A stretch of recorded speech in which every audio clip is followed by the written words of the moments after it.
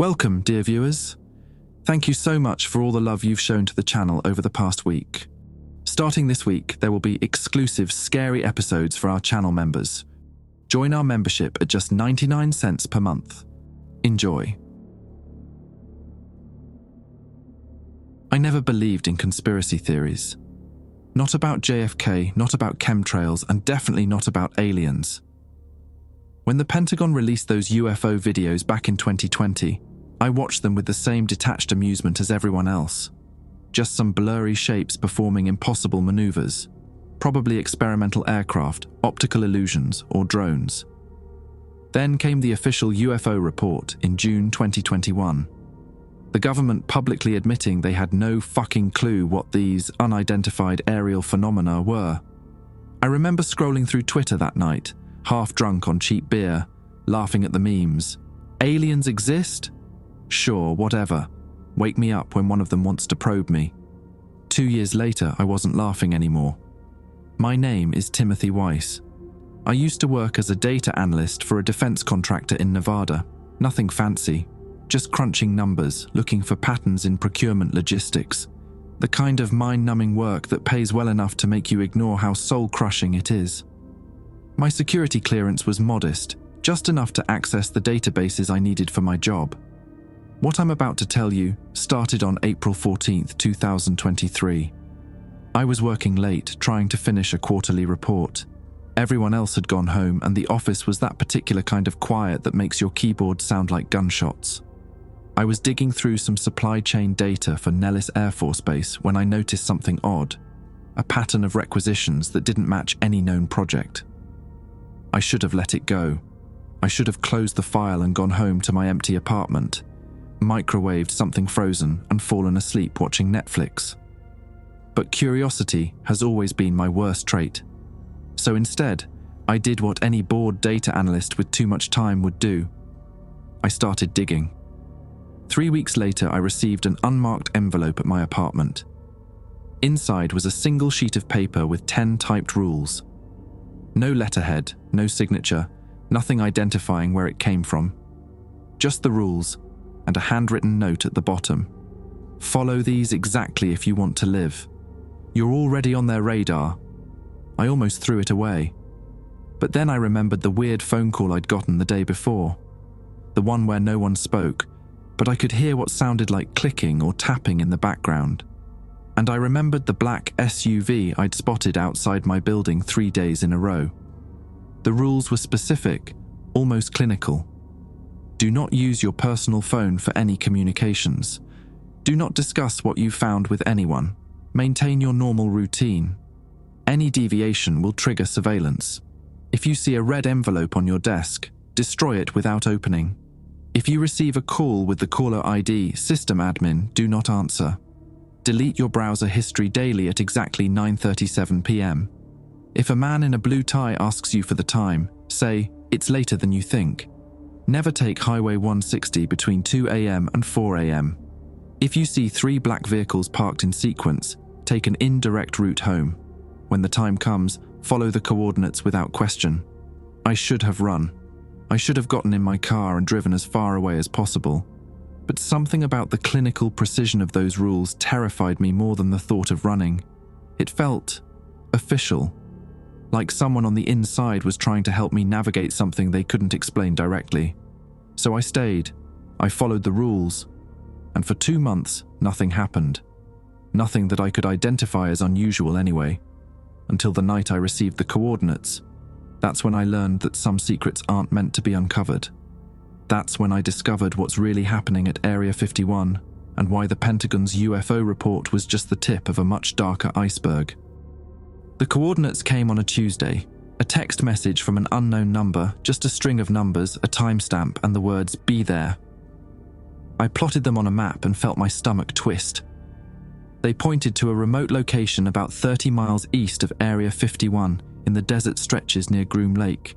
My first thought was, this is a trap. My second thought was rule number 10. When the time comes, follow the coordinates without question. I took a personal day from work, citing a stomach bug. As I packed my Toyota with water bottles and energy bars, I tried to convince myself this wasn't insane. The rational part of my brain screamed that I was walking into something dangerous, potentially illegal. The other part, the part that had been following these bizarre rules for 2 months, whispered that I was already in too deep. The Nevada desert in summer is like driving through a convection oven. Heat rippled off the asphalt as I took Highway 95 north, past the small towns and into the vast emptiness. My AC struggled against the 102-degree heat, and sweat plastered my t-shirt to my back. At 2:30 p.m., I turned onto a dirt road that barely qualified as such. The coordinates were taking me deeper into restricted land, though not into the official boundaries of the base itself. My hands trembled on the steering wheel as realization hit. I was heading toward the infamous back gate of Area 51, the one tourists and conspiracy nuts occasionally got arrested trying to approach. I was about 3 miles from the final coordinates when I saw the black SUV. It was parked behind a large rock formation, almost invisible unless you were looking for it. I only noticed because the sun glinted off the windshield. Rule number 9 flashed through my mind. If you see 3 black vehicles parked in sequence, take an indirect route home. But this was just one vehicle, and I wasn't going home. I drove past it, pretending not to notice, my heart hammering against my ribs. A mile later, I saw the second black SUV. It was parked directly on the dirt road, forcing me to slow down and drive around it. No one was visible inside, but the engine was running. My mouth went dry. 2 vehicles, not 3. The coordinates led me to a flat stretch of desert with nothing but scrub brush and distant mountains. I parked and checked my phone. 3:17 p.m. The timestamp in the text had said 3:30. I had 13 minutes to wait. That's when I saw the third vehicle. It crested a hill to the east, kicking up a trail of dust as it approached. Unlike the others, this one was moving. 3 black vehicles. The rule was clear. I needed to take an indirect route home, but I wasn't home. I was in the middle of fucking nowhere with a black SUV bearing down on me. I started my engine, ready to flee, when my phone buzzed with a new text. Stay, compliance will be rewarded. The approaching SUV stopped about 50 yards from me. The driver's door opened and a man stepped out. He wore a dark suit despite the heat, sunglasses hiding his eyes. He didn't approach, just stood by his vehicle, watching me. At exactly 3:30, my phone buzzed again. When I looked at it, the screen displayed only a countdown: 60:00, 59:59, 59:58. When I looked up, the man was walking toward me. Every instinct told me to drive away, but something kept me frozen in place. He stopped at my window and gestured for me to roll it down. I complied, feeling like I was moving underwater. "Timothy Weiss," he said. It wasn't a question. "Yes." "You've been following the protocols." Again, not a question. "Yes." He removed his sunglasses, revealing eyes so pale blue they appeared almost white. "Do you know why?" I swallowed hard. "Because someone told me to. If I wanted to live." A thin smile crossed his face. "And do you want to live?" Before I could answer, he handed me a small metal object that looked like a USB drive. "The answers you've been looking for. A taste of what's coming." He glanced at my phone where the countdown continued. "You have 1 hour to review this information and return to your normal routine. After that, surveillance resumes." "What happens if I don't go back?" I asked. His smile vanished. "Rule violation. You don't want that." "What happens if I break a rule?" "It depends on which one." He put his sunglasses back on. "Some rules protect you from us. Others protect you from them." "Them?" He walked back to his vehicle without answering. As he drove away, the other 2 SUVs started their engines and followed him, disappearing over the horizon. I sat there, the USB drive heavy in my palm, the countdown on my phone reminding me that whatever freedom I had was temporary. I had to decide, look at what was on the drive, or destroy it and pretend none of this was happening. I knew what I should do, what any sane person would do. Instead, I plugged the drive into my laptop. The drive contained a single encrypted file labeled P-7734.pst. My hands hovered over the keyboard as the countdown on my phone continued its merciless descent.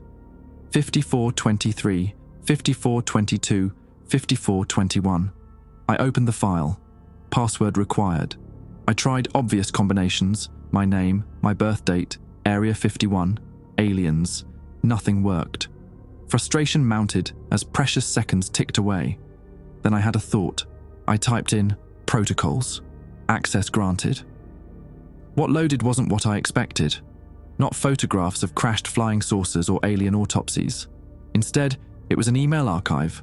Hundreds of messages between military personnel, scientists and government officials spanning 5 years. The subject lines alone made my skin prickle. Sampling protocols after contact events, containment procedures for biological material, cognitive shifts in personnel following exposure, casualty reports from exploration teams. I clicked on the most recent email, dated just 3 weeks ago. It was from someone whose name had been redacted to a Dr. Holloway. The message described a detection grid registering 17 incursions in the past 72 hours, a 340% increase over baseline. 3 had penetrated to something called Category B depth before signature loss. The sender mentioned they could no longer maintain the weather balloon narrative if events continued to escalate, and recommended implementing something called Scarlet Protocol for public communications.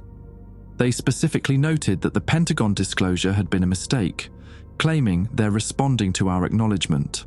Most disturbing was the mention of 4 more personnel exhibiting early-stage exposure symptoms, and a team leader showing concerning behavioral anomalies after a recovery operation.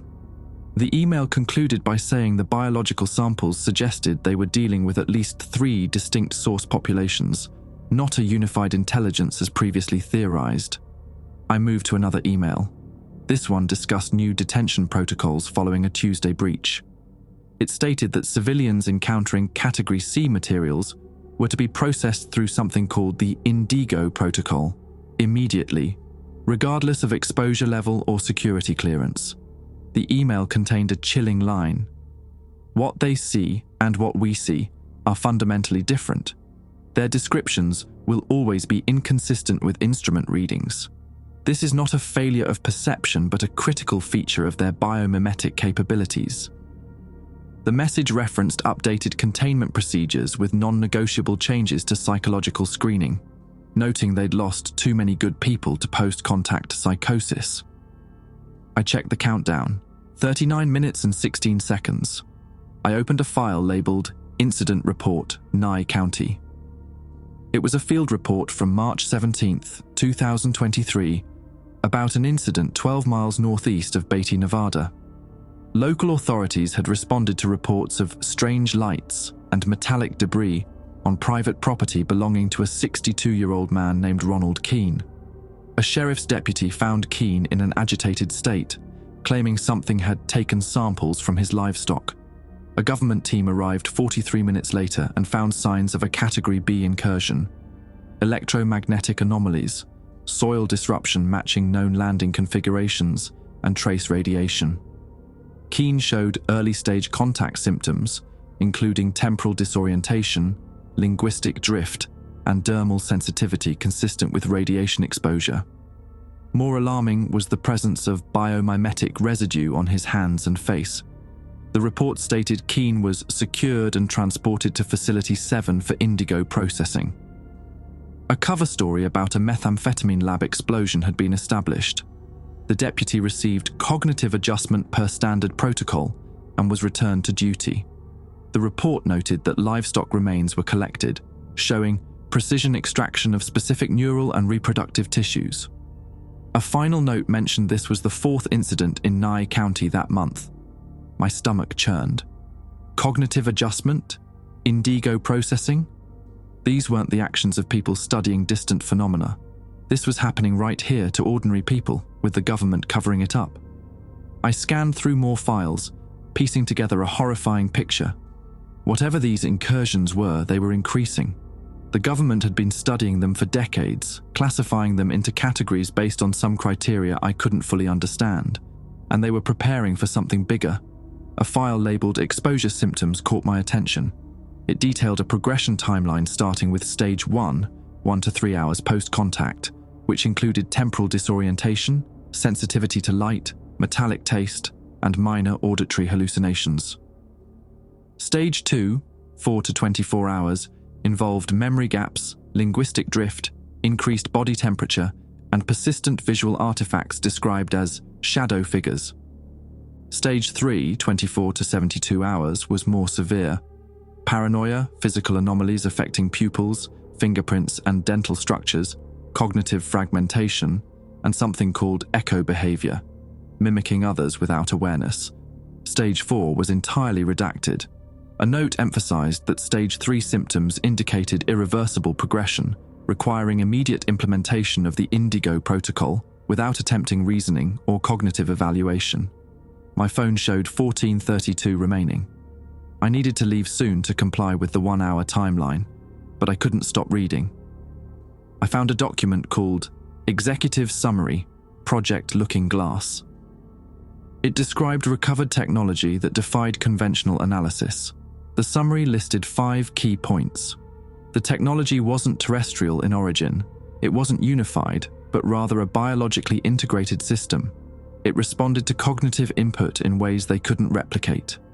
The biological components remained viable despite separation from host entities, and the temporal effects couldn't be explained by current physics models. Most disturbing was the mention of windows they'd activated, showing what appeared to be future states. 3 consistent events appeared across all viewings, but that data had been expunged. The recommendation was to continue limited testing under Scarlet protocols, with a cryptic reference to previous test director Hansen's disappearance. I scrolled frantically through more files, finding references to harvesting operations, cognitive restructuring, and something called the Eclipse Protocol, apparently a last resort option if containment failed.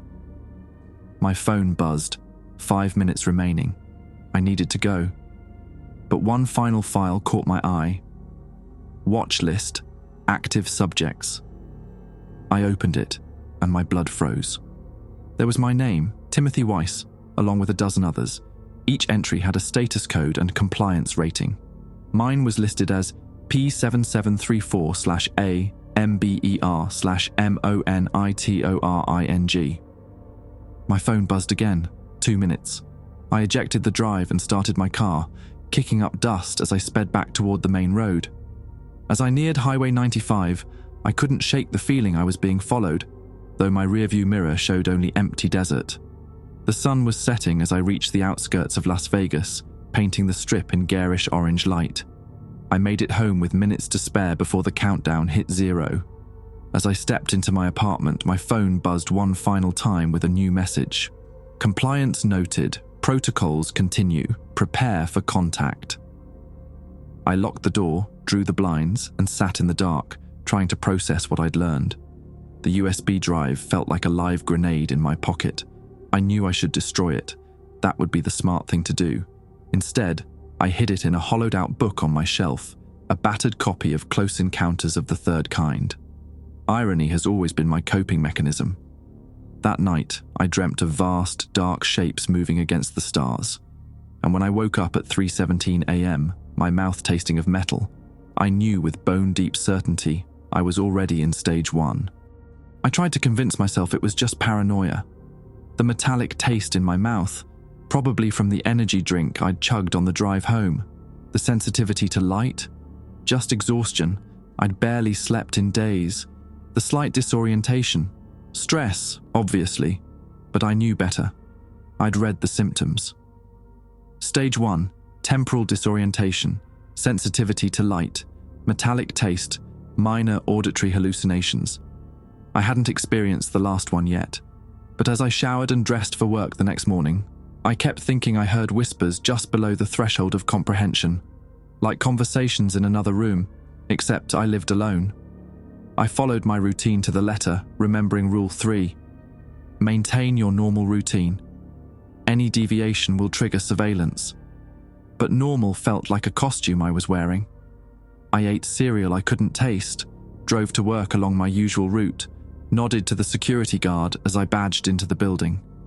My co-worker, Doug, stopped by my cubicle around 10 a.m. "Feeling better? You looked like shit yesterday." For a second, I couldn't remember the lie I'd told. "Yeah, stomach bug. All good now." Doug leaned against my desk, coffee mug in hand. "You missed the all hands. Big announcement. We got that contract for the Groom Lake expansion." My fingers froze over my keyboard.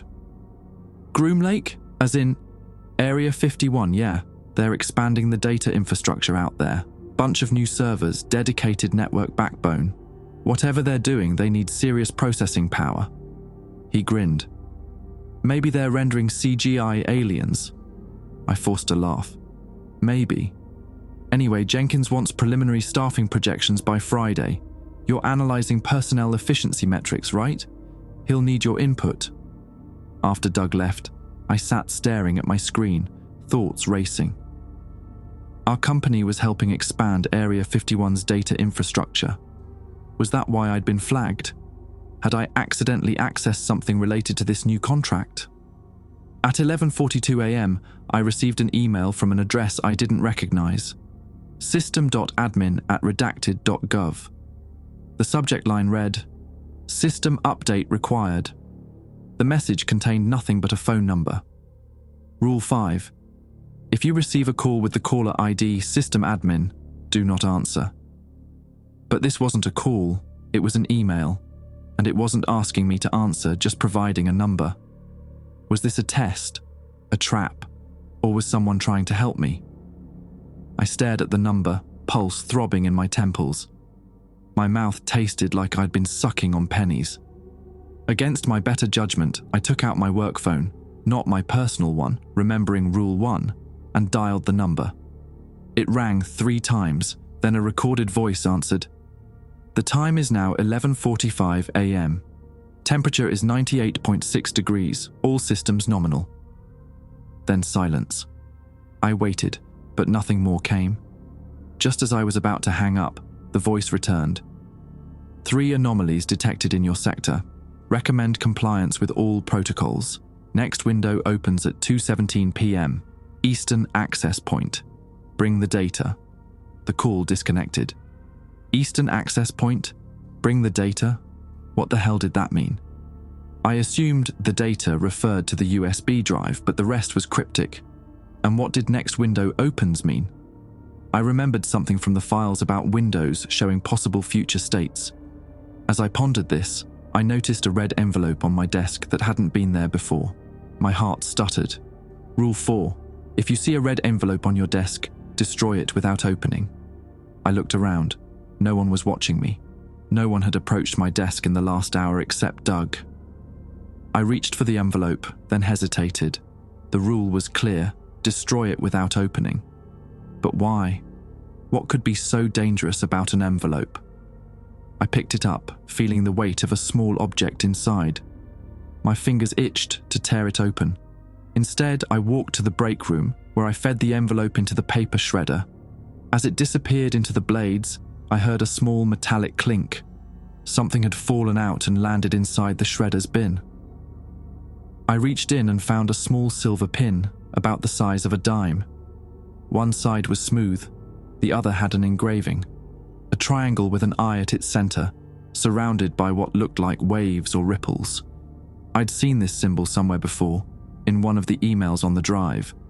Without thinking, I pinned it to the inside of my jacket, hidden from view. Back at my desk, I checked the time, 12:34 p.m. Less than 2 hours until whatever window was opening at 2:17. My phone buzzed with a text. Red protocol initiated.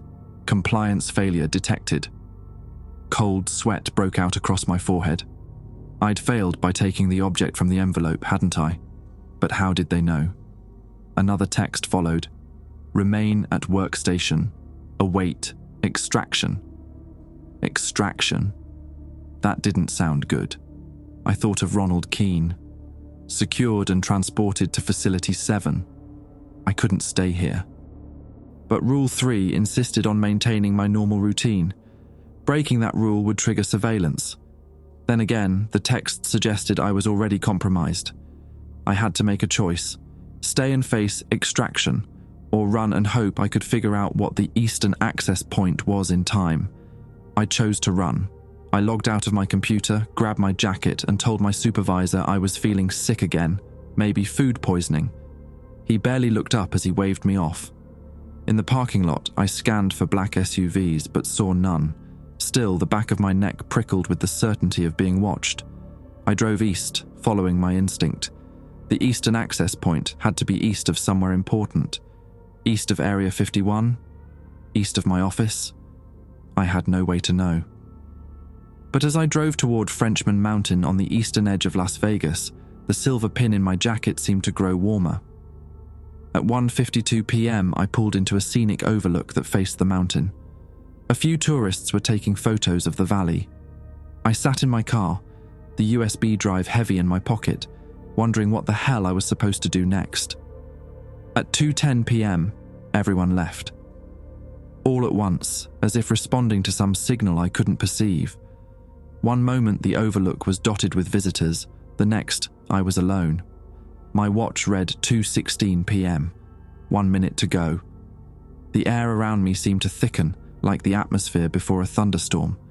The hairs on my arms stood up, my ears popped as if the pressure had suddenly changed. 2:17 p.m. Nothing happened. I exhaled slowly, disappointed and relieved in equal measure. Maybe I'd misunderstood. Maybe... The world slipped sideways. That's the only way I can describe it. Reality seemed to slide 2 inches to the left, leaving me momentarily disoriented. When my vision cleared, a door stood in front of my car where seconds before there had been only empty space. Not a metaphorical door, an actual fucking door. Freestanding, with no wall around it. Just a simple wooden door with a brass knob, standing impossibly on the asphalt of the overlook. My phone buzzed with a text. Window open, 3 minutes until collapse. I knew I should drive away. This was insanity. Doors don't just appear out of nowhere. But I also knew, with the same certainty that had brought me here, that this was the eastern access point. This was my window. I got out of my car, approached the door, and turned the knob. It opened onto a long, sterile hallway that couldn't possibly exist in the middle of a mountain overlook. The hallway stretched at least 100 feet, lined with doors on either side, ending in what looked like an elevator. The floor was polished white tile, the walls pale blue. Fluorescent lights hummed overhead. I checked my watch. 2:18 p.m., 2 minutes left. I stepped through. The moment both feet crossed the threshold, the door slammed shut behind me with a vacuum-sealed hiss. When I turned, there was no door, just a smooth wall. "Temporal transition complete," announced a calm female voice from hidden speakers. "Please proceed to decontamination." One of the doors along the hallway opened automatically. Inside was what looked like a medical examination room with a strange shower stall in one corner. "Please remove all clothing and personal items and place them in the receptacle," the voice instructed, "then enter the decontamination chamber." I froze, unsure what to do. I still had the USB drive and the silver pin, the only evidence of what I'd discovered. "Decontamination required before facility access," the voice insisted. 45 seconds remaining. I made a split-second decision. I removed the USB drive from my pocket and the pin from my jacket, then placed them in my shoe, which I then put in the receptacle with the rest of my clothes. If this was some kind of scanner, maybe the rubber sole would shield them. The decontamination process was brief but uncomfortable. A mist that stung my skin and eyes, followed by a blast of hot air that dried me instantly. When it finished, the receptacle opened, revealing my clothes now sealed in a clear plastic bag. A drawer beneath it contained what looked like hospital scrubs and paper slippers. I dressed quickly, relieved to find my shoe still contained the drive and pin. As I finished, the outer door opened again. "Proceed to briefing room 3, the voice directed. The elevator at the end of the hall opened as I approached. I had no choice but to enter. The doors closed, and I felt a subtle shift, not down as I expected, but sideways. When the doors opened again, I stood in another corridor, this one carpeted and wood-paneled like an upscale office building. A man in a charcoal suit waited for me. He had close-cropped white hair and wore rimless glasses. He smiled when he saw me, a smile that didn't touch his eyes. "Mr. Weiss," he said, "we've been expecting you, though not quite this soon." He glanced at his watch. "You weren't scheduled for extraction until tomorrow. Someone's been helping you. How interesting." He gestured for me to follow him into a conference room. "I'm Dr. Vaughn. Welcome to Looking Glass. We have much to discuss about your role in what's coming." I stepped into the room and the door closed behind me with a soft, final click. The conference room was windowless, dominated by a long table of polished black stone. A wall-mounted screen displayed what looked like a star chart, with several points marked in red. "Please sit." Dr. Vaughn gestured to a chair. "Would you like coffee? Water?" "Answers," I said, remaining standing. "I want answers." Vaughn nodded, as if he'd expected this response. "And you'll get them. But first," he held out his hand. "The drive and the pin, please." My hand instinctively moved to my pocket. How did he know? "The decontamination scanner detected them," he explained, reading my expression. "Hiding them in your shoe was clever, but insufficient." Reluctantly, I handed over the USB drive and the silver pin. Vaughn examined the pin with something like fondness before slipping both items into his pocket. "You've been quite the puzzle, Mr. Weiss," he said, taking a seat. "Most subjects who receive the protocols either follow them blindly or panic and run immediately. You've done neither. Or rather, a strategic combination of both. Fascinating." "Subjects?" I repeated. "Is that what I am? An experiment?" "More accurately, you're a candidate." Vaughn tapped a control panel on the table and the star chart was replaced by my employee file, complete with psychological profile. "One of several we've been monitoring. Your data analysis skills are impressive, but it's your pattern recognition abilities that caught our attention. That and your psychological resilience." "Resilience for what?" "Contact," he said simply. "True contact." A chill traveled down my spine. "With them." "The incursions." That term, incursions, is misleading. It implies invasion, hostility. The truth is more complex. Vaughn removed his glasses, polishing them with a handkerchief. "What you've experienced so far, the rules, the USB drive, even this facility, is part of an assessment protocol. We need to understand how you process information, how you react to the impossible." "Who's we?" "Officially? A joint task force involving certain intelligence agencies and military branches operating outside traditional oversight structures. Unofficially," he smiled thinly, "the last line of defense between humanity and something we barely comprehend." The screen changed again, showing what looked like thermal imaging footage of the Nevada desert. A bright orb descended rapidly, then hovered above the ground. As I watched, the orb seemed to unfold somehow, extending tendrils of light that probed the earth.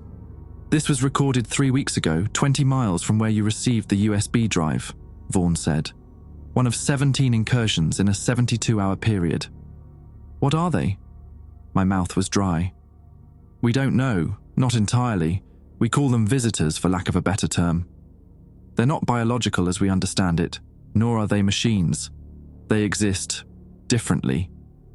"Aliens," I said flatly. Vaughn made a dismissive gesture. "A reductive term.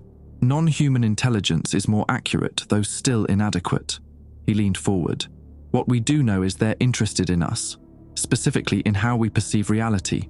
They study us, collect samples, observe our cognitive processes. Like the livestock samples mentioned in the Nye County report." His eyebrows rose slightly. "You were thorough with the drive's contents." "Good. Yes, they sample tissues, usually neural or sensory organs. We believe they're mapping the relationship between physical structures and perception."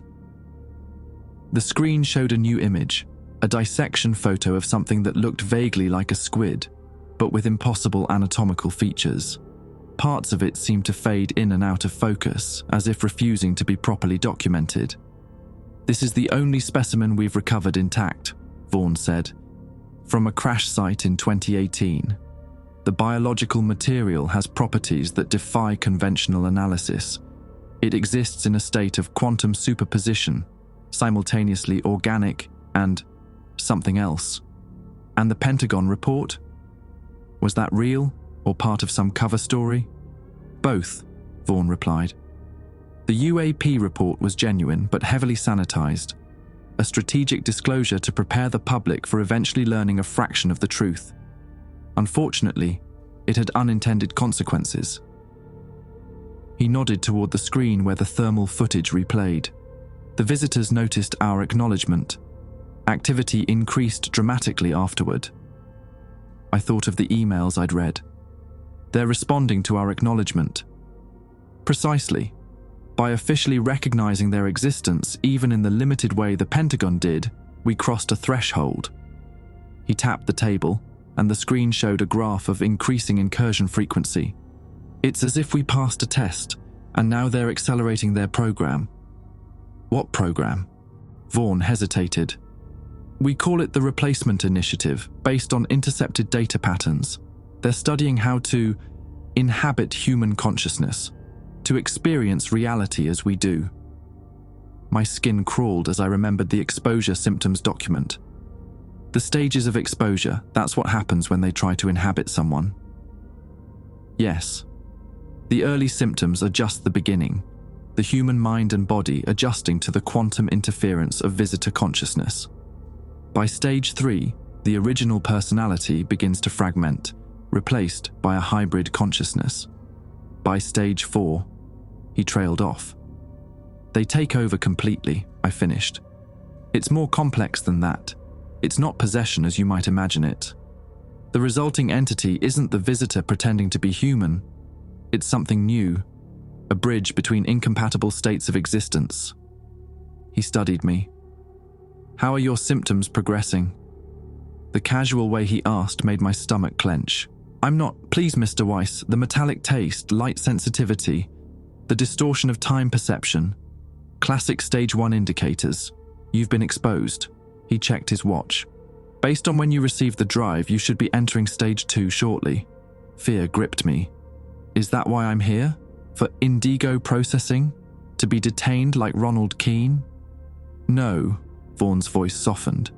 You're here because you've been selected for something far more important.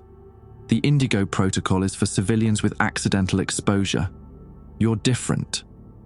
How? You were deliberately exposed, a controlled introduction to visitor consciousness, calibrated to your specific neurological profile. He stood, walking to a cabinet built into the wall.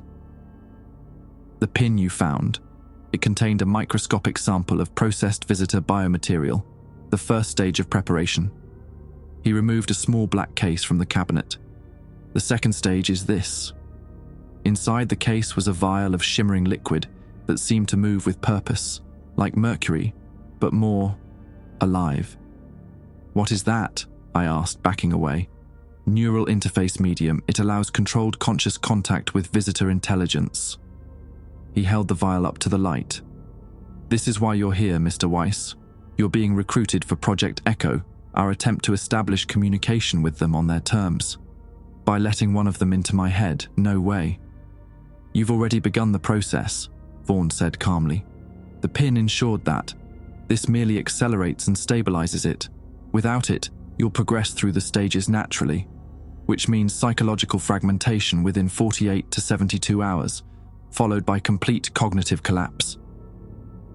He set the vial on the table between us. With it, you retain control. You become the bridge we need. I stared at the vial, its contents swirling hypnotically. What if I refuse? Then you'll be processed according to standard containment protocols. We can't allow stage 3 or 4 exposure subjects to move freely in society. His expression was sympathetic but firm. The question isn't whether you'll make contact with them, Mr. Weiss. That's already happening. The question is whether you'll do it on our terms, with our protection, or alone. My head throbbed. The fluorescent lights seemed suddenly too bright, too painful. Stage 2 approaching, just as he'd predicted. What's the third option? I asked, remembering the 10 rules. There was always another path. Vaughn frowned. I don't understand. There's always a third option, a loophole. That's how these things work. A strange expression crossed his face, something between amusement and alarm. You've been reading too many stories, Mr. Weiss.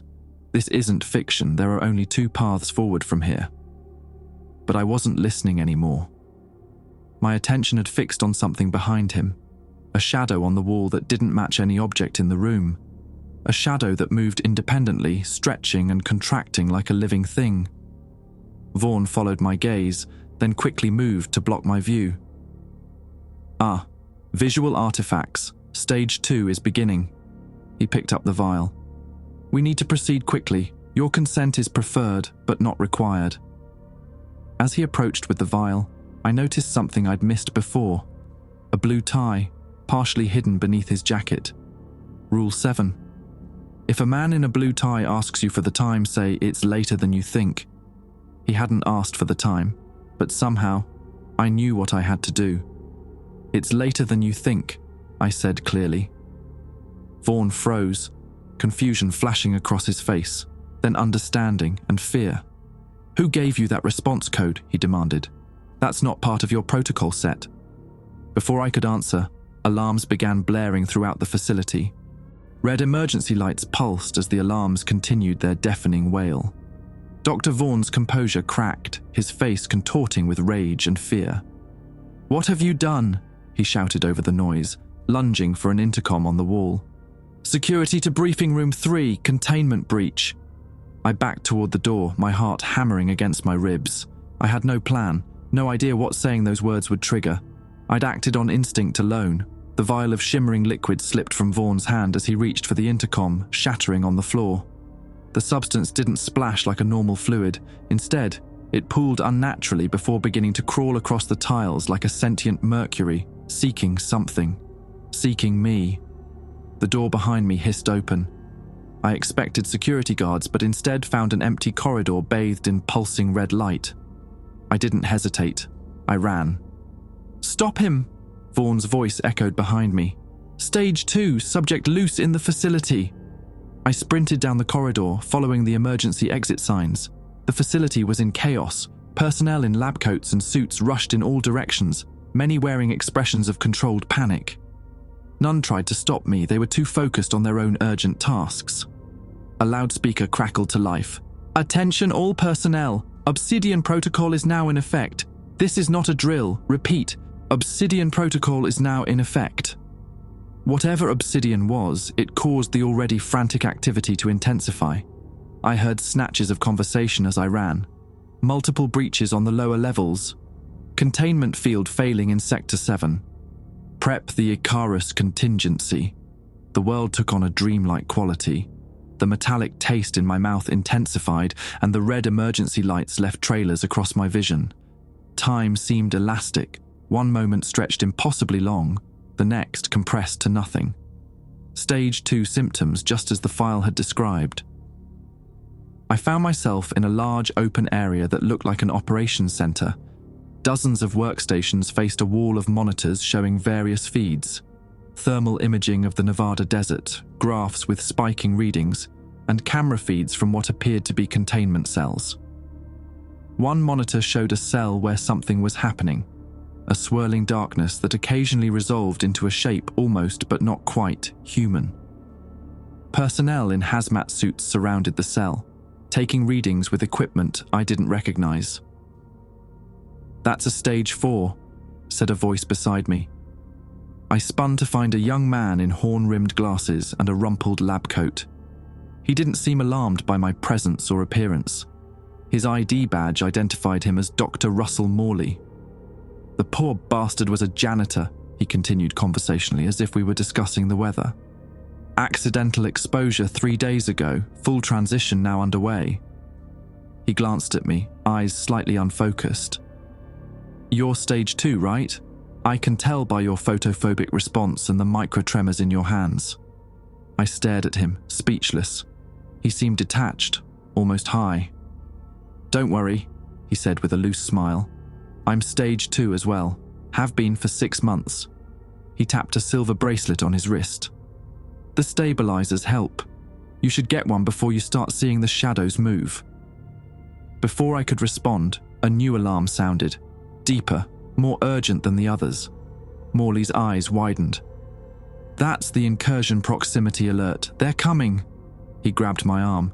"You need to get to a stabilization pod. Now." "I need to get out of here," I corrected, pulling away. "Out?" He laughed, the sound slightly manic. "There is no out anymore, not for people like us. Once they've touched your mind, you're part of the network." He tapped his temple. "They can find you anywhere. The best you can hope for is stabilization." A nearby monitor caught my attention. It showed an exterior view of what I assumed was the facility, a sleek, low-profile complex built into the side of a mountain. In the sky above, 3 points of light were descending rapidly. "Right on schedule," Moley murmured. "The breach was expected. That's why they accelerated your integration." "Expected? You knew this would happen." "Not me. Them." He waved vaguely at the ceiling. "The directors. Project Echo isn't what they told you. It's not about communication." "Then what is it about?" "Evolution." His eyes gleamed with an unnatural light. "Guided hybridization. They're preparing a subset of humanity for what comes next." The main doors of the operations center burst open. A security team in tactical gear rushed in, led by a grim-faced woman with a lieutenant's insignia. "All personnel to secure stations," she shouted. "Visitors approaching perimeter. This is not a drill." The team swept through the room, checking IDs. They were getting closer to us. "They'll take you to containment," Moley whispered urgently. "You don't want that. Trust me." "Why are you helping me?" I asked, watching the security teams approach. "I'm not. I'm helping me." His smile was sad. "Stage 2 doesn't last forever, Timothy. The shadows are waiting. For both of us." He pressed something cold and metallic into my palm, a keycard with maintenance level B printed on it. "Take the service elevator to B3, follow the red line to loading bay 7. There's a supply truck leaving in 12 minutes. Your only chance." He straightened his lab coat and stepped away. "When you see the windows, remember, what they show isn't what is, but what might be." Before I could ask what he meant, Moley walked directly toward the security team, creating a commotion by knocking over equipment and shouting about containment failures in Lab 12. In the chaos, I slipped away, following signs to the service elevators. The maintenance level was dimly lit and utilitarian, all exposed pipes and concrete floors. A red line painted on the floor led through a maze of storage areas and mechanical rooms. I followed it, encountering no one. The alarm sirens were muffled here, distant and ghostly. My head throbbed with each pulse of the emergency lights. The world seemed increasingly unreal, as if I were moving through a dream. The shadows in the corners and under equipment racks appeared to shift when I wasn't looking directly at them. Stage 2 progressing. A new symptom manifested, memories that didn't belong to me. Flashes of a desert night, stars wheeling overhead, but viewed from an impossible perspective, as if I were somehow above and below the earth simultaneously. A sense of vast distances travelled, of time experienced differently, of hunger not for food but for understanding. I stumbled, catching myself against a wall. Was I losing my mind? Or were these their memories? The visitors? Loading bay 7 was ahead, a large garage door currently open with workers loading crates into a military transport truck. Beyond the bay, I could see the pre-dawn desert, still dark, but showing the first hints of approaching sunrise. Freedom was just yards away. As I crept toward the truck, staying hidden behind stacks of supplies, the facility shuddered. A deep, subsonic vibration passed through the structure, powerful enough to dislodge dust from the ceiling and set tools rattling on nearby shelves. The workers paused, looking up nervously. "They're here," one said quietly. "Finish loading," ordered another, checking his watch. "We've got 3 minutes before lockdown." I waited until they moved to the far side of the bay, then made my dash for the truck. I'd just pulled myself into the cargo area when the facility shuddered again, harder this time. Alarms changed tone, becoming a continuous, urgent drone. "Full containment lockdown imminent," announced a mechanical voice over the PA system. "All personnel seek shelter immediately." The workers abandoned their task, jogging back into the facility. I burrowed deeper into the cargo area, concealing myself behind crates marked Scarlet Protocol Equipment. Through the open bay door, I saw it happen.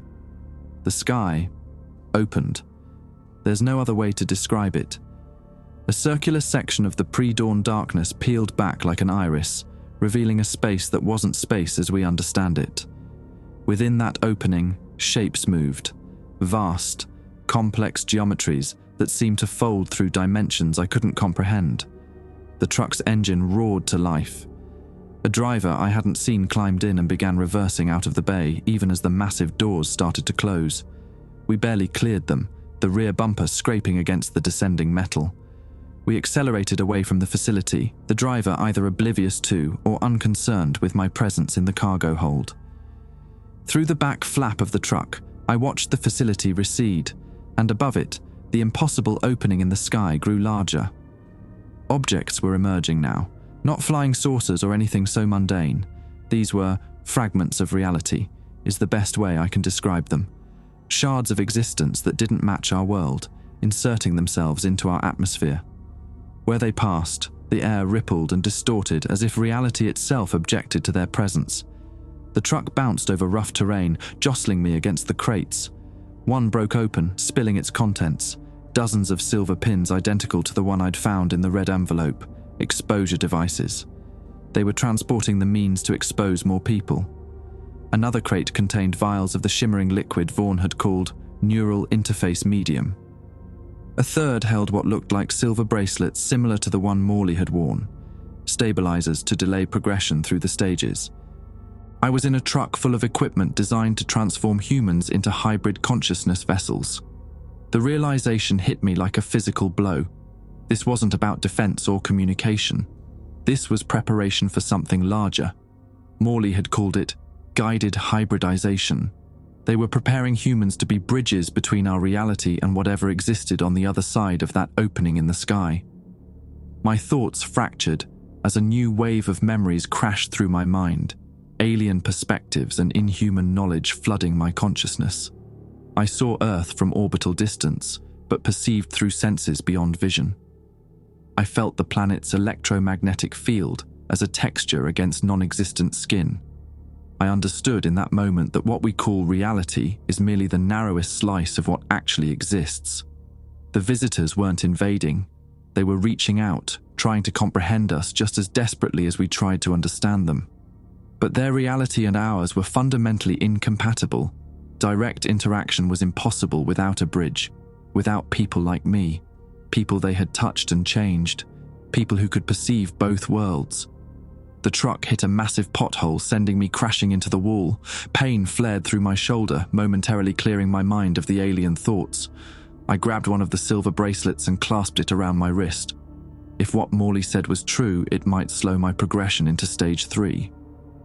Through the back of the truck, I saw the facility one last time, now a distant silhouette against the lightening sky.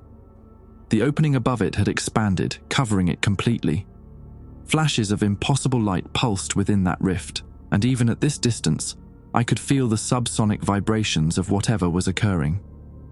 Then we turned a corner, and mountains blocked my view. The driver accelerated, seeming intent on putting as much distance as possible between us and what was happening back there. I huddled among the crates, the silver bracelet cold against my skin, and wondered what I had become part of, and whether there was any way back to the person I had been before all this began. Dawn broke over the Nevada desert as we sped west, away from Area 51 and whatever was emerging there.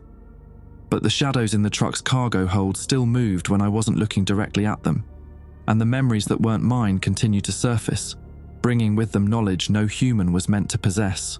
The truck drove for hours. I drifted in and out of consciousness, each awakening more disorienting than the last. The silver bracelet seemed to help. The alien memories came less frequently, and the shadows stopped their unsettling movements. But my mind felt fragmented, thoughts slipping away before I could fully grasp them. When the truck finally stopped, the sudden silence jolted me fully awake. I heard the driver's door open and close, followed by footsteps crunching on gravel, then silence. After waiting several minutes to ensure the driver wasn't returning immediately, I cautiously moved to the edge of the cargo area and peered out. We were at a truck stop just outside of Tonopah, a small town about halfway between Las Vegas and Reno. The sun hung high in the cloudless sky. I'd been in the truck for at least 5 hours. The driver was nowhere in sight, probably inside the adjacent diner. I climbed out, muscles stiff from hours of huddling among the crates. My reflection in the truck's side mirror stopped me cold. My eyes were bloodshot, with dark circles beneath them, and my skin had a waxy pallor. But what truly unsettled me was my eyes. The pupils were slightly misshapen, no longer perfect circles but subtly irregular, as if something was pressing against them from behind. Physical anomalies. Stage 3 was approaching, despite the stabilizer bracelet. I needed to decide what to do. Going home wasn't an option, that would be the first place they'd look. Police wouldn't help. They'd either think I was insane or, worse, turn me over to the people I was running from. I had no money, no phone, no ID. But I did have a truck full of alien technology and exposure devices. A plan began to form, desperate and probably suicidal, but the only option I could see. If I couldn't escape what was happening to me, maybe I could understand it, use it somehow. I returned to the cargo hold and filled a backpack I found with supplies, 2 more stabilizer bracelets, a handful of the silver pins, 3 vials of the neural interface medium, and a tablet device I discovered hidden in a compartment labeled Field Operation Protocols. As I zipped the backpack, a new memory surfaced. Not mine, not human. I saw, felt, experienced a vast network of consciousness, expanding across distances that made galaxies seem like atoms. A communication web of such complexity that all human knowledge was less than a single node within it. And I perceived with sudden clarity that Earth had been noticed by this network relatively recently. We were a curiosity, a fascinating anomaly, a species with consciousness, but no connection to the greater whole. The memory faded, leaving me gasping, slumped against the truck's wall. This was what the files on the USB drive had been talking about. The visitors weren't invading. They were exploring, studying, attempting to understand a form of life fundamentally different from their own. And in doing so, they were changing us. Perhaps unintentionally at first, but now with the deliberate help of people like Dr. Vaughn. I shouldered the backpack and walked away from the truck, heading for the diner's restroom to clean up before hitching a ride. As I crossed the parking lot, I noticed a black SUV pulling in, moving slowly as if searching for something. They'd found me already. I ducked behind a row of parked semi-trucks, watching as the SUV parked near the entrance. 2 men in dark suits emerged, showing photos to people entering the diner. My photo, almost certainly. Rule 9. If you see 3 black vehicles parked in sequence, take an indirect route home. Only 1 vehicle so far, but the implication was clear. They were hunting me. I needed to move quickly. I circled around the back of the truck stop to the highway, keeping low and using vehicles for cover. Route 6 stretched before me, a ribbon of asphalt cutting through the desolate landscape. I stuck out my thumb, hoping someone would stop before the men in the black SUV spotted me. After 10 anxious minutes, a battered pickup truck pulled over. The driver, an older man with leathery skin and a trucker cap, eyed me suspiciously. "Where you headed?" he asked through the rolled-down window. "West," I said, "as far as you're going." He studied me for a moment longer, then nodded toward the passenger seat. "I'm going to Hawthorne. That work for you?" I climbed in, relief washing over me as we pulled back onto the highway. In the side mirror, I could see the black SUV still parked at the truck stop, the agents unaware they'd lost me. "Name's Earl," the driver said. "Tim," I replied, deciding there was no point in lying about my first name. "You look like hell, Tim." I managed a weak smile. "Rough night." "Drugs?" he asked bluntly. "Because I don't want any trouble." "No drugs," I assured him. "Just haven't slept." Earl grunted, apparently satisfied. "Got some coffee in the thermos if you want it." I accepted gratefully, the hot, bitter liquid helping to clear my head. As we drove, I kept checking the mirrors, watching for black SUVs. Earl seemed to notice, but didn't comment. After about 20 minutes of silence, he spoke again. "Military, right?" I nearly choked on the coffee. "What?" "The way you keep checking the mirrors, the way you hold yourself, that 1,000-yard stare." He tapped his hat. "Marines, Vietnam, I know the look. You got that PTSD thing, running from something in your head." I hesitated, then decided a partial truth was safer than a lie. "Something like that, but it's not just in my head. There are people looking for me." Earl nodded, as if this confirmed his suspicions. "Bad people?" "I don't even know anymore," I admitted. "I thought I did. Now I'm not sure there are good guys in this situation. Sounds like most wars I know about." Earl fell silent again, focusing on the road. Another alien memory flashed through my mind, briefer this time but more intense.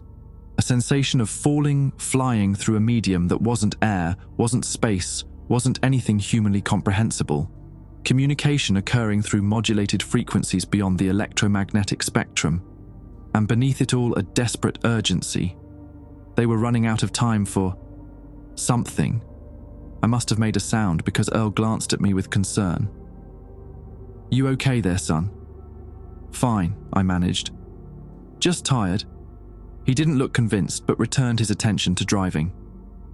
"We're about 20 minutes from Coaldale. Need to stop there for gas." I nodded, checking my watch. It was 2:13 p.m.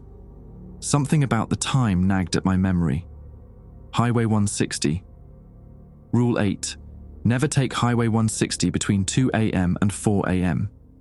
Different highway, different time. But it made me wonder, were there other rules I didn't know? Other dangers I should be avoiding? I powered on the tablet I'd taken from the truck. It required a password, of course. I tried protocols again, but this time it failed. After 3 more failed attempts, a message appeared. Biometric authentication required. A scanner activated on the side of the device. Fingerprint recognition? Retinal scan? Neither seemed promising given my uncertain status. Then I remembered the silver pin. Acting on instinct, I touched it to the scanner. The screen immediately unlocked, displaying a map of Nevada with multiple points marked in different colors. One pulsing red dot was moving along Highway 6, our exact location. The tablet was tracking me. I nearly threw it out the window, but curiosity overrode fear. I explored the interface, finding a section labeled Field Protocols. It contained dozens of rules, far more than the 10 I'd been given. Entry point protocols, temporal overlap zones, exposure management guidelines. It was all there. A comprehensive manual for navigating a world increasingly affected by the visitors. One entry caught my eye. Highway Safety Protocols. I opened it to find a map of Nevada's highways with color-coded time restrictions. Highway 160, avoid 2 a.m. to 4 a.m. all days. Highway 95 north of Vegas, avoid 3:17 p.m. to 5:46 p.m. Tuesdays, Fridays. Highway 6, avoid 2:30 p.m. to 3:15 p.m. all days.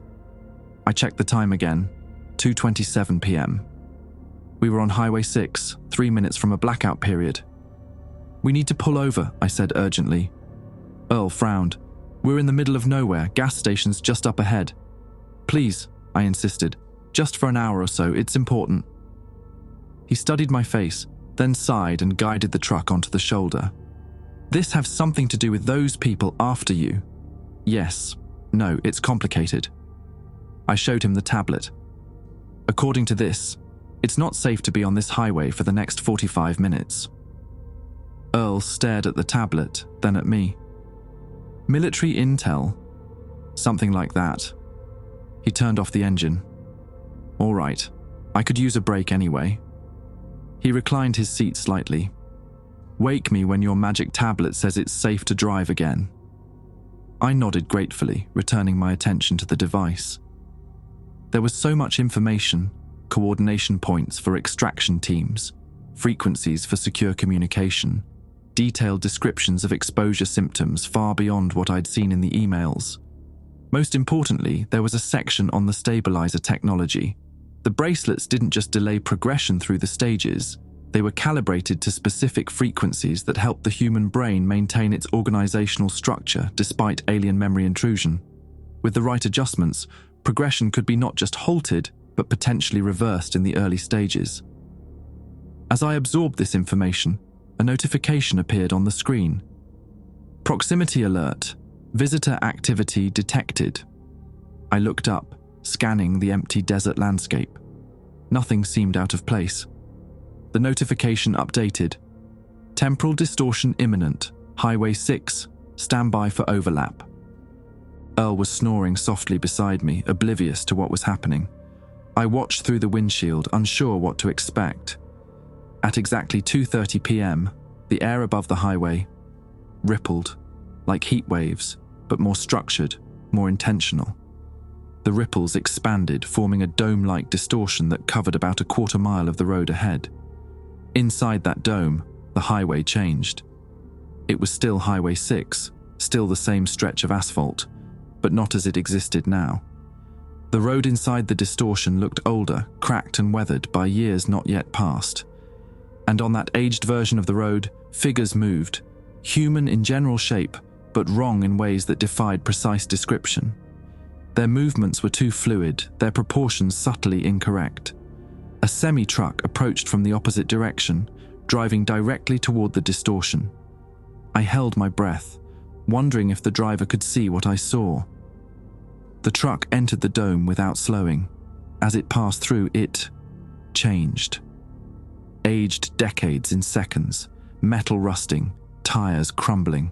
The driver was briefly visible, his face contorting in confusion or pain, before the truck emerged from the far side of the distortion dome. It continued down the highway as if nothing had happened, no visible damage, the driver seemingly unaware of what had transpired. I looked at Earl, still sleeping peacefully. He hadn't seen any of it. The tablet chimed softly. Temporal overlap complete. Highway 6, stable until next scheduled distortion. I understood now. The highway time restrictions weren't about avoiding government surveillance or extraction teams. They were warnings about when and where reality itself became unstable, where the barrier between our world and theirs temporarily thinned. Those rules had been protecting me all along, not from them, but from this, from a world coming apart at the seams as two incompatible realities began to merge. The stabilizer bracelet hummed against my wrist as we pulled into Hawthorne just after 4 p.m. The small military town sat on the edge of Walker Lake, dominated by the sprawling Hawthorne Army Depot, the largest ammunition storage facility in the world. Earl dropped me at a gas station near the town's center. "Sure you'll be all right?" he asked, eyeing my haggard appearance with concern. "I'll manage," I assured him. "Thanks for the ride, and for trusting me about the highway." He nodded, then reached into his glove compartment and pulled out a battered flip phone. "It's prepaid. Got about $30 of credit left. Not much, but might help." He pressed it into my hand before I could object. "I can't." "Take it," he insisted. "Whatever you're mixed up in, well, everyone deserves a fighting chance." After Earl drove away, I found a quiet corner of the gas station's attached convenience store and examined the tablet more carefully. The tracking function worried me. If they could follow my movements, it was only a matter of time before they found me. But the information it contained was too valuable to discard. I discovered a settings menu with an option labeled Emergency Protocol Override. It required authentication, but when I touched the silver pin to the scanner again, it granted access. One of the options was Disable Tracking. I activated it immediately, watching with relief as the pulsing red dot representing my location disappeared from the map. A new notification appeared. "Warning. Disabling tracking will prevent emergency extraction in case of Stage 3 cognitive fragmentation. Proceed." I selected Yes. With tracking disabled, I felt marginally safer. I bought a coffee and sandwich with cash from the backpack and sat at a small table near the window, watching for black SUVs while exploring the tablet further. The section labeled Project Echo confirmed what Dr. Vaughn and Moley had told me. It was a program to create human-visitor hybrids as communication bridges, but the tablet contained information they hadn't shared. The project had been running for decades with hundreds of subjects. Most had failed catastrophically, their minds unable to integrate the alien consciousness without complete psychological collapse. A subsection called Candidate Selection Criteria explained why I'd been chosen. My data analysis skills were part of it, but more important was a rare neurological marker in my brain structure, a variation present in less than 0.01% of the population that supposedly made integration more likely to succeed. I wasn't random.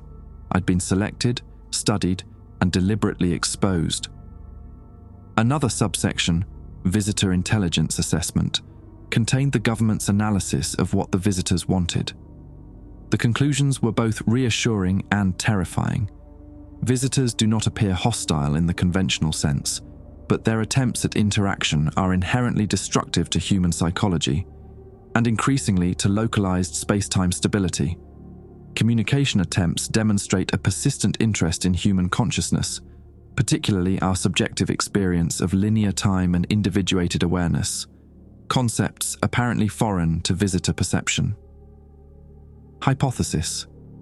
Visitors are experiencing a crisis within their own reality system, driving increasingly desperate attempts to understand and potentially utilize human perception frameworks. The accelerating incursion pattern suggests a timeline urgency not previously observed. I stared at those words, remembering the alien memories of a vast consciousness network with an underlying sense of desperate urgency. They were running out of time. But for what?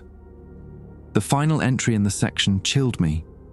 The Pentagon UAP disclosure was a strategic attempt to prepare public consciousness for limited revelation. Analysis of subsequent incursion patterns confirms our hypothesis. Acknowledgement of their existence constitutes a form of invitation within their conceptual framework. We have inadvertently accelerated the timetable. Current models predict full-scale reality overlap within 30 to 60 days. Full-scale reality overlap. Like the distortion on Highway 6, but everywhere, all at once.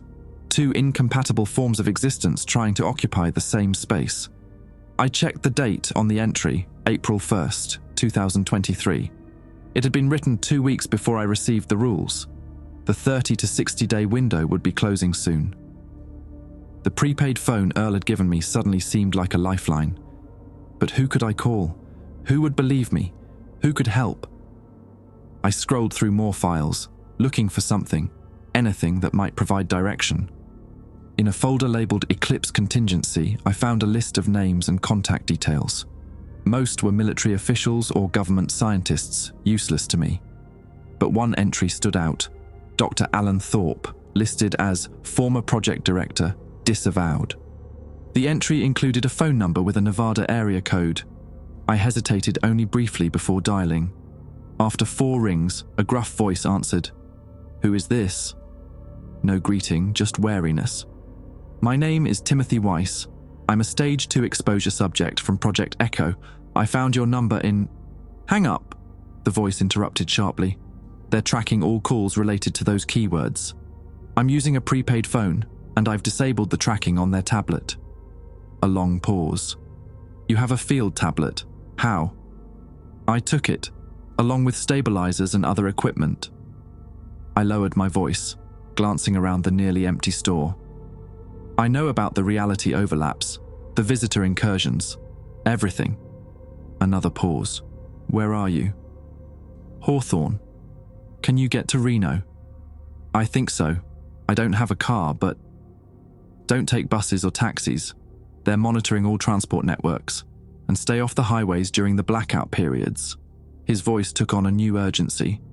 "There's a motel on the eastern edge of Reno, the Pinewood Inn. Get there by tomorrow night. Room 14. I'll find you." "How do I know I can trust you?" A bitter laugh. "You don't. But considering you're calling a number you found on stolen government property while experiencing Stage 2 exposure symptoms, I'm guessing you're out of better options." He wasn't wrong. "One more thing," he added. "If your pupils start to change shape, If you start experiencing sustained auditory hallucinations, or if you find yourself unable to recognize familiar objects, use the emergency protocol on the bracelet. What emergency protocol? Press and hold the two ends together for 15 seconds. It'll release a stabilizing compound directly into your bloodstream. It's a one-time measure. After that, the bracelet is just jewelry. Use it only if you absolutely have to. He hung up before I could ask anything else. I pocketed the phone and gathered my belongings. Reno was about 130 miles away, a significant journey without a car, but I had little choice. As I left the convenience store, I noticed my reflection in the glass door. My eyes looked worse, the pupils noticeably misshapen now, and there was something else, something I hadn't noticed before. Fine, silver-white lines spreading from the corners of my eyes across my temples like delicate cracks in porcelain. Stage 3 was approaching faster than I'd thought. By sunset, I'd managed to hitch another ride, this time with a young couple heading to Carson City, about 30 miles short of Reno. They were friendly but talkative, forcing me to engage in conversation when all I wanted was to sink into silence and sort through the alien memories that continued to surface. These newer memories were different, more structured, more comprehensible to my human mind, almost as if the visitor consciousness was adapting to me as much as I was adapting to it. I caught glimpses of their world, a place where time was spatial rather than linear, where consciousness was distributed rather than individuated, where reality was malleable rather than fixed. And I understood their crisis. Their reality was collapsing. Not in the sense of physical destruction, but in a more fundamental way. The rules that governed their existence were breaking down. They were reaching out to us not as invaders or explorers, but as refugees seeking new templates of existence. The couple dropped me at a truck stop outside Carson City around 10 p.m. The stabilizer bracelet was growing warm against my skin, working harder to maintain my cognitive integrity.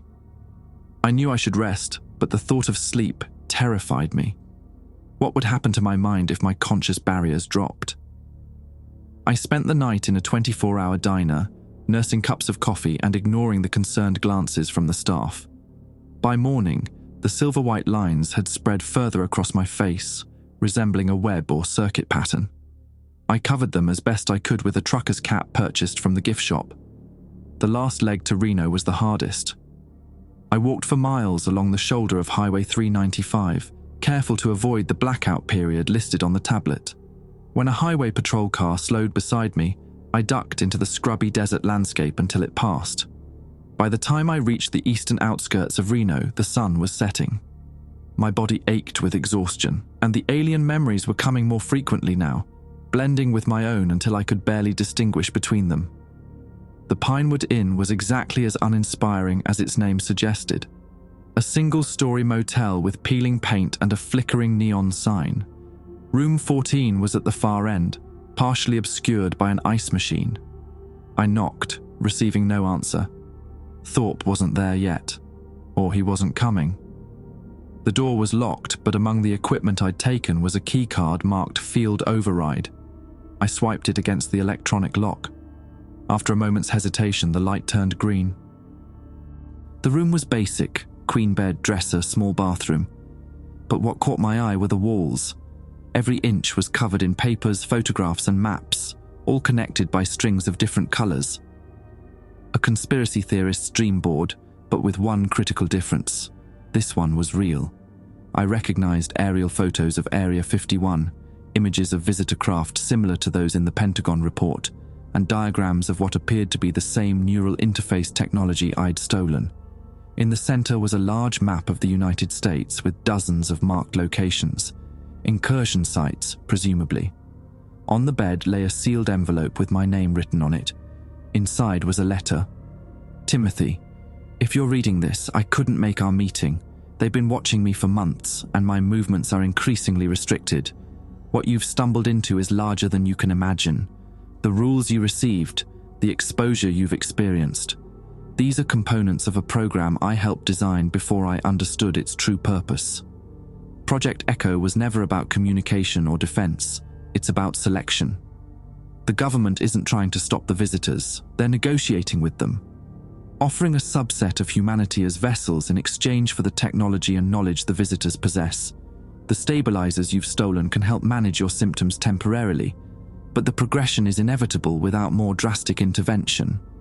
In the nightstand, you'll find a syringe of modified neural suppressant. It won't reverse what's happening to you, but it can halt the integration process long enough for you to make a choice. Because you do have a choice, Timothy, more than most. The visitors aren't evil. They're desperate. Their reality is failing, and they need new templates to survive. But their method of preservation will mean the end of humanity as we understand it. There is a third option. Not submission, not resistance, but true integration, on human terms. The true purpose of Project ECHO, before it, was corrupted. If you're willing to take that risk, go to the coordinates listed below. You'll find others like you there, people I've helped escape the program. Together, you might find a path that preserves both forms of consciousness. Choose carefully. Alan Thorp. I lowered the letter, my mind reeling. A choice. I'd been looking for a third option since this began, and now it was being offered. But at what cost? I opened the nightstand and found the syringe Thorp had mentioned. The liquid inside was clear, not the shimmering substance of the neural interface medium. As I held it, considered my options, I became aware of a soft, rhythmic tapping. Rain on the roof, perhaps, but when I looked toward the window, I saw only clear night sky. The tapping continued, growing more insistent. Then I realized it was coming from inside my head. Not a hallucination, but communication. The visitor consciousness that had been sharing fragmented memories was now trying to reach me directly. Stage 3 had begun. 3 months have passed since I made my choice in that motel room. The syringe remains unused, hidden away for a day I hope never comes. I followed Thorp's coordinates to an abandoned mining complex in the mountains west of Reno. There I found 17 others like me, exposure subjects who had escaped the program. Some were further along than me, their skin traced with silver-white patterns that glowed faintly in darkness. Others were newly changed, still struggling with the first waves of alien memory. We've become something different, not fully human anymore, but not visitor either. A bridge species, as Thorp called it in his notes.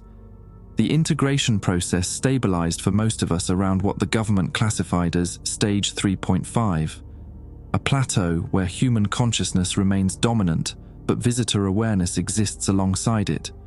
We can communicate with them now, in a limited fashion. Not with words, but with concepts, impressions, shared perception states. What we've learned confirms Thorp's letter. Their reality is indeed collapsing, a complex dimensional breakdown that began centuries ago in their perception time. They discovered our world by accident, a stable reality pattern that might serve as a template for their continued existence. The government's treaty with them was simple. Selected humans would be offered as consciousness vessels, gradually transforming Earth's population into hybrids. In exchange, the visitors would share technology beyond our current understanding, particularly temporal manipulation capabilities that certain military and intelligence factions coveted. But we found another way. Not surrender, not resistance, but true symbiosis. The process isn't easy. Every day is a struggle to maintain my sense of self against the vast distributed awareness that now shares my mind. The others report similar challenges. 2 couldn't maintain the balance and slipped into Stage 4, complete integration. We lost them as individuals, though something of their human perspective remains within the composite consciousness they became. The Pentagon's UFO report, that first hesitant acknowledgement, was indeed the catalyst. A tentative handshake across incomprehensible distance. But like many first contacts throughout human history, the parties involved had vastly different interpretations of what was being agreed to. Yesterday, I returned to the desert near Area 51, alone, but never truly alone anymore. The facility was abandoned, the secret base exposed by what official channels are calling a localized seismic event. Satellite images show a massive distortion field still visible from orbit, a permanent overlap zone where their reality and ours coexist in uneasy partnership. Similar zones have appeared worldwide, 17 at last count, matching the 17 incursions documented in those emails I read months ago. The public explanations vary from natural phenomena to classified military testing. The truth remains hidden, though rumors multiply daily.